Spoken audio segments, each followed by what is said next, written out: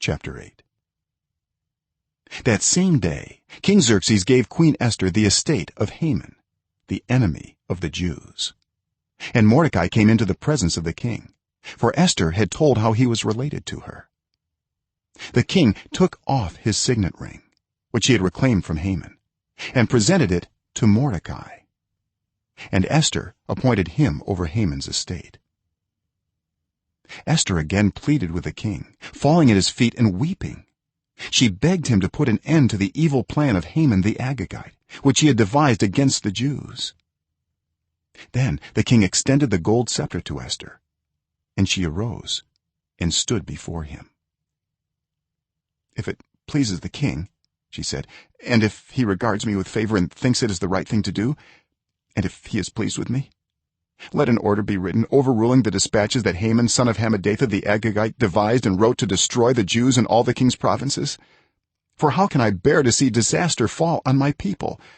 How can I bear to see the destruction of my family?" King Xerxes replied to Queen Esther and to Mordecai the Jew, "Because Haman attacked the Jews, I have given his estate to Esther, and they have impaled him on the pole he set up. Now write another decree in the king's name in behalf of the Jews, as seems best to you, and seal it with the king's signet ring. For no document written in the king's name and sealed with his ring can be revoked." At once the royal secretaries were summoned on the 23rd day of the 3rd month, the month of Sivan. They wrote out all Mordecai's orders to the Jews and to the satraps, governors, and nobles of the 127 provinces stretching from India to Cush.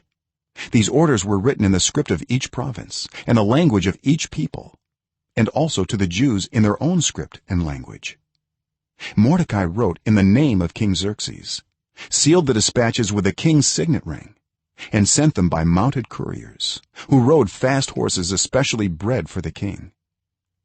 The king's edict granted the Jews in every city the right to assemble and protect themselves, to destroy, kill, and annihilate the armed men of any nationality or province who might attack them and their women and children, and to plunder the property of their enemies.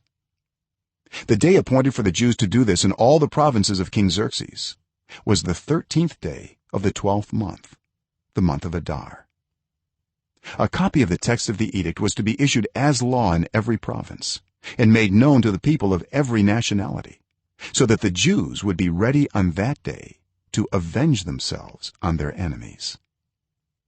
The couriers riding the royal horses went out, spurred on by the king's command, and the edict was issued in the citadel of Susa.